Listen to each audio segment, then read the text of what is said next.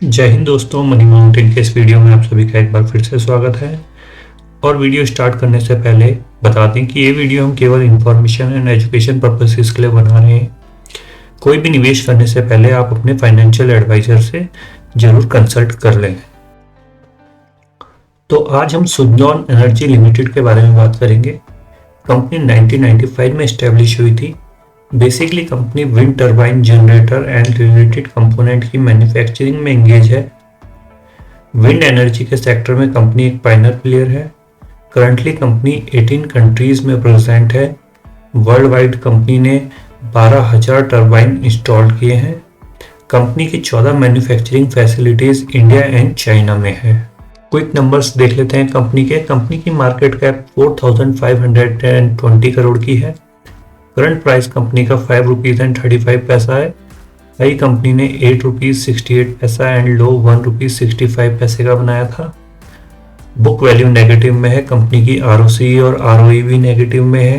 Company के promoter बहुत कम मात्रा में कंपनी के शेयर होल्ड करते हैं और जो उनकी होल्डिंग है उसमें से भी मैक्सिमम होल्डिंग प्लेज है।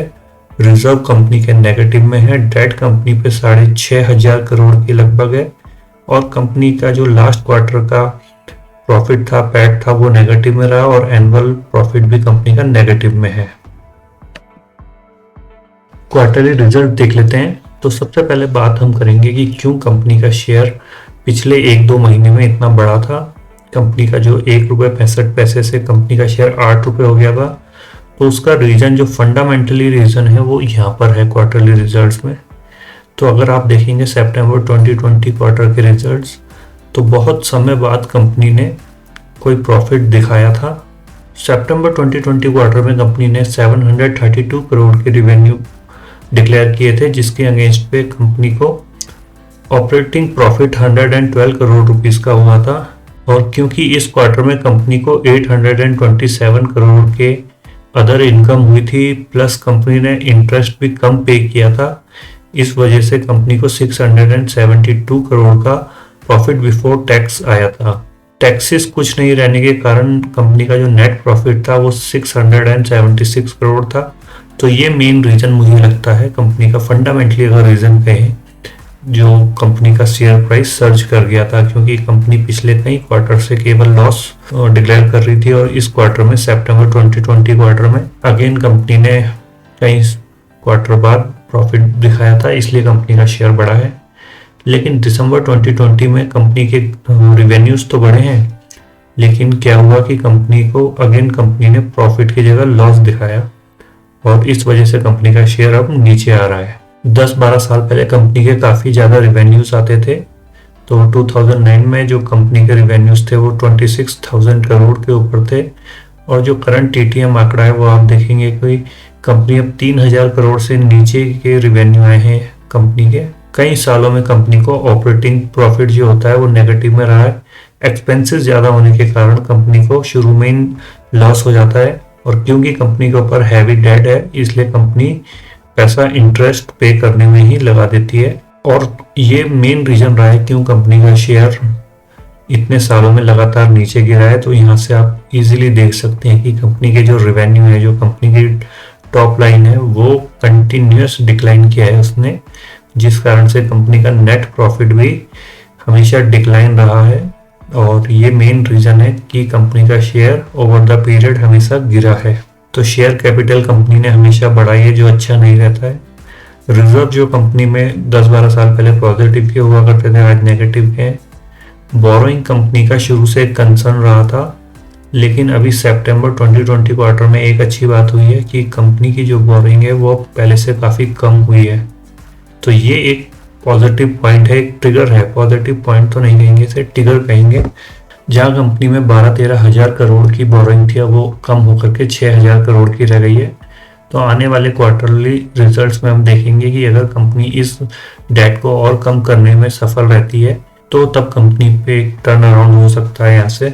लेकिन जो अभी स्थिति है वो काफ़ी ख़राब है। केवल डेट ही कम करने से कंपनी रिवाइवल नहीं हो जाएगा। साथ साथ में अच्छे रिवेन्यूज जनरेट करना और प्रॉफिट दिखाना भी बहुत ज़रूरी है। तो यहाँ हम देखते हैं हर चीज़ में, चाहे वो सेल्स की बात हो, प्रॉफिट की बात हो, या स्टॉक प्राइस CAGR की बात हो, रिटर्न ऑन इक्विटी हो, कंपनी नेगेटिव ही रही है मैक्सिमम टाइम, और इसलिए इस कंपनी को वेल्थ डिस्ट्रॉयर भी कह सकते हैं। इस कंपनी ने जो अपने शेयर होल्डर्स हैं over the period of time अपने शेयर होल्डर्स की वेल्थ डिस्ट्रॉय करी है। रेशियोज की बात करें तो कुछ खास रेशियोज नहीं है और डेटर डेज हमेशा बढ़ रहे हैं, और मार्च 2020 में डेटर डेज हाईएस्ट थे। कंपनी जल्दी से पैसा रिकवर नहीं करती है, जो कि अच्छी बात नहीं है। प्रमोटर की होल्डिंग कंटिन्यूस गिरी है इस कंपनी में। करंटली प्रमोटर 17.46 शेयर होल्ड करते हैं, उसमें से भी 88% से ज़्यादा होल्डिंग प्लेज है। बहुत छोटी क्वांटिटी में FIIs भी हैं इस कंपनी में, DIIs भी हैं, और सबसे ज़्यादा सफ़र कर रही है पब्लिक इस कंपनी में। 62% से ज़्यादा रिटेल इन्वेस्टर बैठे हैं इस कंपनी में जो फंस गए हैं। अभी इसका लॉन्ग टर्म का चार्ट देखें, ये 5 ईयर का चार्ट नहीं है, ये काफ़ी 2006 से चार्ट है कंपनी का शेयर प्राइस का। तो जो कंपनी कभी 400 450 के बीच भी ट्रेड हुई थी, आज वो कंपनी केवल 5-6 रुपये की रह गई है, जिसका मेन कारण है कंपनी का डेट, कंपनी के रेवेन्यूज कम होना। ये मेन 2 फंडामेंटल हैं जो चीज जिस वजह से कंपनी का जो शेयर प्राइस है वो कंटिन्यूस गिरा है, और इस शेयर ने हमेशा शेयर होल्डर्स की वेल्थ को डिस्ट्रॉय किया है। तो दोस्तों, ये वीडियो बेसिकली उन लोगों के लिए थी जो कंपनी के शेयर्स होल्ड करते हैं, या ऐसे लोग जो इस कंपनी में नया निवेश करना चाहते हैं।